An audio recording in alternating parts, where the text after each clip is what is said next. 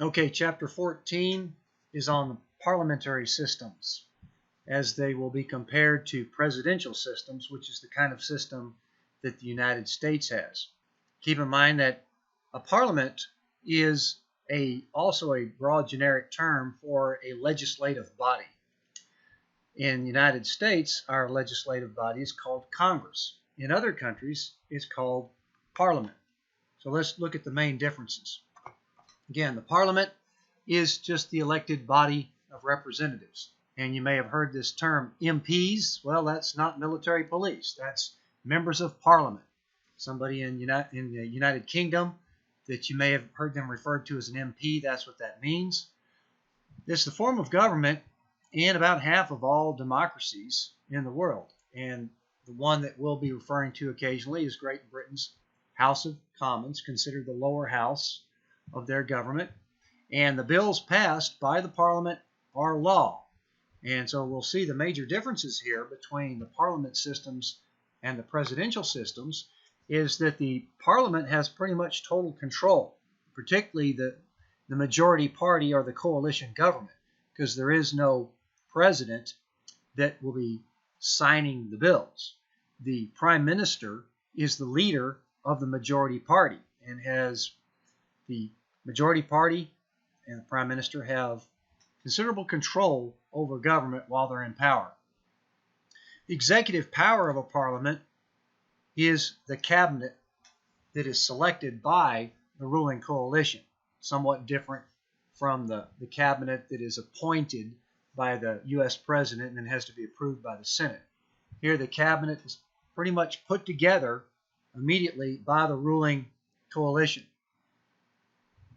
Here's a map right out of the book, figure 14.1, showing in dark blue here the parliamentary systems around the world. Canada, Great Britain, much of Europe, India, Australia, South Africa. So as you can see, several of the former British colonies are parliamentary systems. We'll talk about presidential systems in the next chapter, which is the United States and much of South America. There are some systems that have a parliament and a president that are sharing power, such as Russia and France, a couple of other countries out there worth noting that we'll talk about perhaps later. And of course, there's lots of countries out there that are not a democracy, as we've already talked about before. Now, the cabinet runs the operations of government, and it takes the lead in the policy. So the cabinet in a parliamentary system has quite a bit more controlling power. They are running the show, so to speak. They are the administrative body of the ruling party that has won control of the parliament, formed by the majority party members of parliament. And as we already talked about, if no party has a majority, then a coalition forms that would maintain the majority control of that parliament. And the leader of this coalition is called the prime minister, such as in some of these cases that we've already talked about, or chancellor in some systems, or premier in other systems. But they are the heads of the government because of the fact that their party was elected control of the parliament. Now, the cabinet retains its power as long as there is confidence in that government, which means it commands a majority. And there's a few reasons why the government could fall. You may have heard that term, to where the government is fallen. So this is where there's a crease in the coalition and it ceases to agree, and the coalition splits. So therefore nobody has majority control of the government, and so the government could fall, result in new elections or a new coalition forming. The majority could potentially shift. So what's happening here is the coalition that's in control of the government is not what was originally intended when it was first formed. So there's something going on that is causing problems, and therefore, another way of putting it, losing confidence in that ruling body. There could be a vote to unseat the cabinet, which could result in falling government or lack of confidence in the government, or the cabinet could resign for some reason. So the head of the government is the majority party's leader. We've talked about that before when we looked at proportional representation systems, where you're typically voting for a party list, and then if that party becomes the majority, then the head of that party will become the prime minister, the head of government, directs the business of the state. They would continue to sit in parliament for as long as there is confidence, or if there's a constitution that says that the elections will reoccur at a certain time. The parliament can take a vote of no confidence, which would then spur a new election. The prime minister is also the leader of the cabinet. He has the right to disband parliament and force a new election. Now, we have a fairly recent example of this when Tony Blair in Great Britain stepped down in 2007 due to the lack of confidence over the Iraq War primarily. And then the party selected at that time a new Prime Minister, Gordon Brown, because Blair knew that confidence had been lost in the ruling party and decided to step down, which then spurred a new election. The parliament system, the ruling coalition or the ruling party has a lot of power, and really they have the opportunity to pass the legislation that they said they were going to pass. There's nobody really stopping them, as we'll see here in a minute. Now, as again, the cabinet is the dominant factor of this parliament because it is put together by the ruling party, and it proposes legislation with debate, puts on the minor amendments. So as you can see, the party has quite a bit of power in this system if they are the majority control of the parliament. Now, this is different somewhat from the presidential system, which has to, the party in control of Congress has to deal with the president's agenda. And if the party of the president is different from the party of Congress, then you have divided government, and there may be more difficulty getting legislation passed because the president has one agenda, Congress may have a different agenda. So part of this party power is that it determines who the leaders are. Again, the prime minister, obviously, is the head of government because he's the head of that party that won control of it. And as we've said before, in these proportional representation, multi-party systems, such as in Great Britain, the party is more of a farm team for government, to where it provides an avenue for advancing up to the ranks through party power. And again, this requires, if you have a coalition that's running the government, it requires a committed coalition, because as soon as that commitment falls apart, then you have lost confidence in the governing body, and then that could result in a major shift, even potentially a new election. Here's some examples of how much control that the cabinet has in the parliament. For example, this count was made in 2006-2007 in the Britain's parliament. 97% of the bills submitted to the House of Commons were approved. That is extraordinarily different than the U.S. system. In the U.S. system, as we'll see, it's the committees that start to hash out these bills and try to get them put together so that it gets out on the floor of Congress. Well, we do know that about 90% of all the bills that are initially submitted to Congress fail before they even get out of a committee. So as you can see right here, the cabinet is controlling legislation. Literally, they're not even going to propose a bill if it's not going to get approved. They're making policy and approving it as they're making it, so to speak. Looking at the number of amendments that are added to the bills, in this particular count right here, almost 100%, that's only 2 out of 1,772 amendments, only 2 of them were not approved that were proposed by the cabinet. So therefore, as you can see, since the cabinet has control of this legislative body, they're not even going to propose an amendment that they don't think it's going to be part of the bill. Only 210 of over 4,000 amendments proposed by other members, that is, members of Parliament that are not part of the ruling coalition.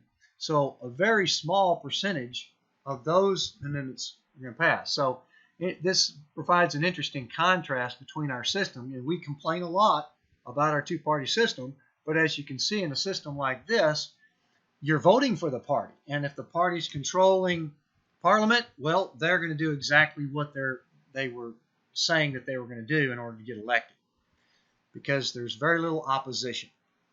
Now, the head of state is in these parliamentary type systems is typically a separate and mostly a symbolic figure, such as a king or a queen of England, for example. These are typically referred to as constitutional monarchs, and they mostly are symbolic and ceremonial.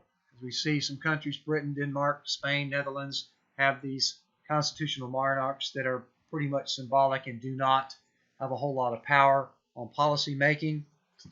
Now, in some of these parliamentary systems, the president is considered more of a symbolic figure and does not hold a lot of power, such as in Germany and in Italy. And then in some of these mixed systems, as we've mentioned before, for example, in Russia, well, it depends on who the power player is. For example, in Russia, Putin, if he's the prime minister, he's in power, and then if he decides to move over to president, he's in power there. That's signs of an authoritarian system in the making, where either president or prime minister Putin could be there for life. So what the head of state typically does is carry out these ceremonial functions with very little political power. Now, I apologize for the haziness on this little graph here, but this was a very useful little graph that shows the major difference between the parliamentary system here and the presidential system here. Despite being unable to read some of this stuff, you can see that in a parliamentary system, the voters elect the parties who are going to control Parliament. So here's your coalition that's controlling Parliament, and then the party selects the prime minister, who is the head of the party, and their cabinet. And so therefore, there's your ruling body right there, and then they guide the ministries in the administrative functions of government. But the control is up here with the prime minister and cabinet. With the presidential system, which we'll talk about in the next chapter, the voters elect both the parliament, which we call Congress, and the president. As you can see with these arrows here, the voters are electing both of them. And you have the checks and balances between these two branches. And in this case, the president is choosing or appointing his cabinet, which then actually has to be approved by Congress. And then the cabinet and the departments, they carry out the administrative functions of government. But you have considerably more checks and balances and separation of powers here, because the voters are electing the president and the parliament separately, to this one covering the legislative branch, this one covering the executive branch. Some of the other functions, the parliament has the debate. In fact, the debate is fairly colorful in these type of systems, because it's kind of an art.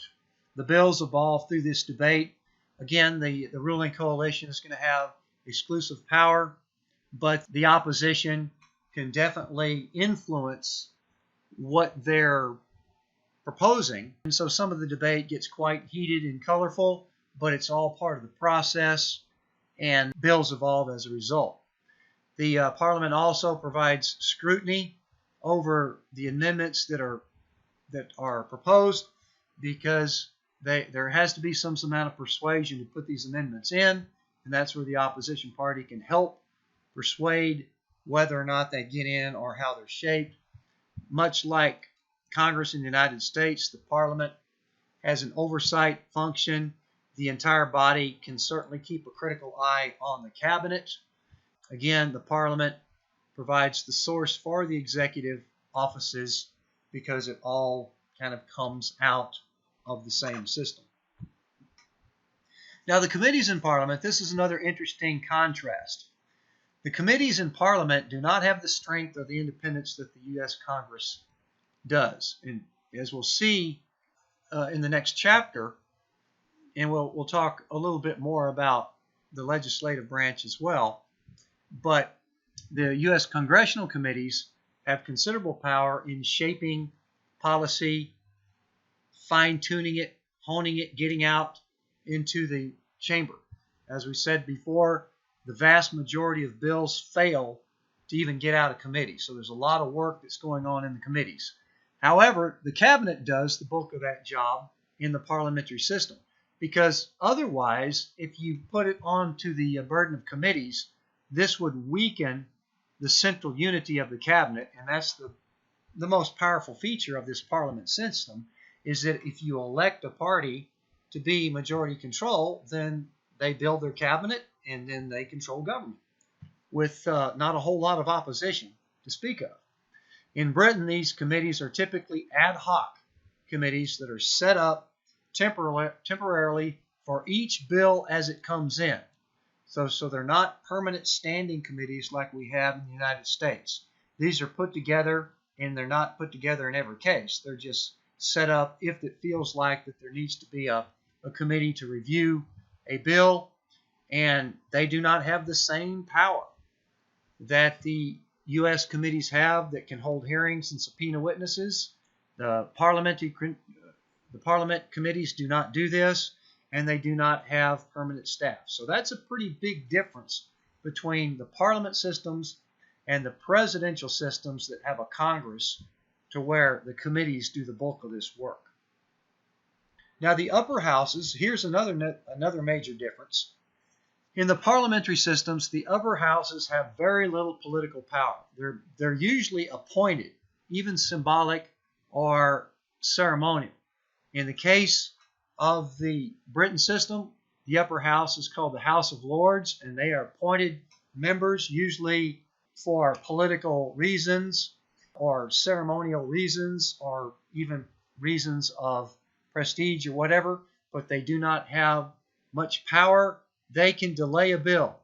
If there is some serious opposition to a bill that the House of Commons is planning on proposing, they can potentially delay that bill, but only for a year, perhaps maybe even allowing for some rethinking on the bill or some amendments or whatever.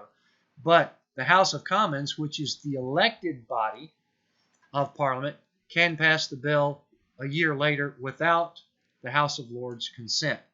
Again, this is another big difference from the U.S. system of Congress, where our Senate, which is the upper house, has considerably more prestige than our lower house, which is the House of Representatives.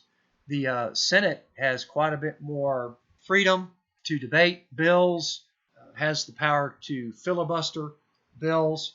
So clearly the Senate, which is the upper house in the United States, has quite a bit of power, whereas the upper houses in parliamentary systems do not. So another interesting distinction. Now, the advantages of the parliamentary systems, we've already discussed a lot of it, because the power is unified. If you are elected to be control of the government, well, you've got unified power to do what you say you are going to do. The parties in power, they can do their agenda. Whereas in the United States, if a president gets elected on a certain agenda, he still has to rely on Congress to pass those bills that he will sign. And if he's got a divided government, that Congress is not going to have a whole lot of motivation to pursue his agenda. Whereas here, there's no president to veto it, and a court can't strike it down. This is another interesting feature in most parliamentary systems, although we are seeing some shifts in this, as we'll see here in a minute, don't have that power of judicial review where the court can strike down a bill. So the responsibility is very clear in these parliamentary systems. And as a result, you can't shift the blame. Voters know exactly who to blame. And if they lose faith or lose confidence, then the government could fall apart and a new election could put in another party in power. Whereas in the United States system, we have lots of blame to go around. Everybody can point fingers at another branch. We can say, oh, let's appoint judges to pass policy by striking down laws, or let's delegate this to the president so that we can blame him if it goes wrong. Or the president can say, I can't do anything because my hands are tied because Congress won't give me any bills. So lots of blame to go around in our U.S. congressional system. Very clear responsibility in the parliamentary systems. Now the disadvantages, the minority party does not have a whole lot of protections. They could get run roughshod over until something occurs that could potentially put them back in power, such as with a war that goes badly or an economic meltdown. Yes, that typically evokes change in almost any system. They're not really able to slow down hasty action in a parliamentary system. Even if it did not have broad support, it could get put through. Now, this is a potential advantage in the U.S. congressional system, is that it is more deliberative. It might take longer and more incremental to get policy out. Here, if you have a party in power, they could put a lot of policy into play because they can. And then if that government fails down the road, you could have a lot of retraction of policy because a lot of it was pushed through perhaps a little hastily. And of course, we've already talked about the potential for an unstable government if there's a coalition that needs to be in place for a majority. That coalition could fracture along those party lines.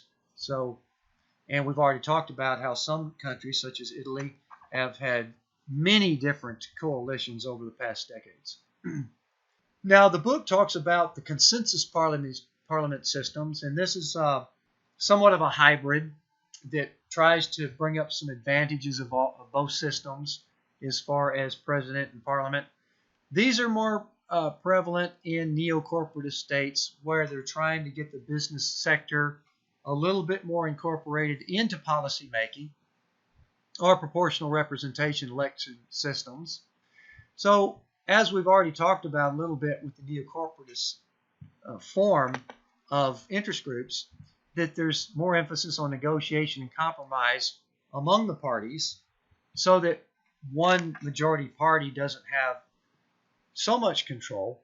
Also using part of the political process through royal commissions to where the head of state or the royal side can actually have a little bit more say through appointed commissions and recommendation on policy. Also, with the consensus systems, you're seeing policy that is potentially more consistent with the changes in the cabinet. However, just as we've already talked about with the U.S. congressional system, if you start spreading it out a little bit more as far as who's involved in the process, then there's more difficulty to accept accountability or to prevent pointing of fingers and blaming other people. So then again, that's the trade-off. That goes right back to the authoritarian versus democratic systems.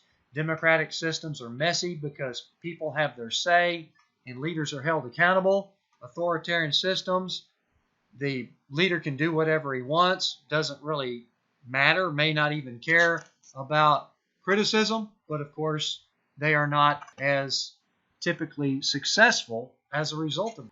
Germany is a consensus parliament system that the book talks about. A few more checks and balances. Again, the upper house given a little bit more power to be appointed by the state government. So they're using more of a federalist type system here to help appoint their upper house. And the upper house is now able to block bills rather than just delay them. Germany has also allowed the process of judicial review to where you could potentially strike down, the courts could strike down a bill if it is deemed unconstitutional. Starting to see a few more standing committees to scrutinize bills rather than the cabinet having total control over it. Again, you've got the possibility here where the ruling party is not going to be held as responsible. So that, again, another trade-off as to sharing of power, but yet getting a little bit more messy as to who to hold accountable. And then one more thing here, they're authoritarian parliament systems. The book talks about China's National People's Congress, since it is authoritarian, an evolution of the Communist Party, pretty much in name, since it is kind of a controlled capitalist system. But China's People's Congress is not an elected body. You have to be a member of the Communist Party, which we've talked about a little bit before in the single-party authoritarian systems. And so therefore you got to be a member of the club, so to speak, and very selective and very secretive. And in China, the People's Congress meets only once a year for 2 weeks, and then every few years they will secretly elect a new leader. Bills will always pass, and appointments are always approved in this authoritarian parliament. Of course, we do not necessarily see or know how that is done, that it's just because it's done behind closed doors amongst the very, I guess you could say, exclusive party members.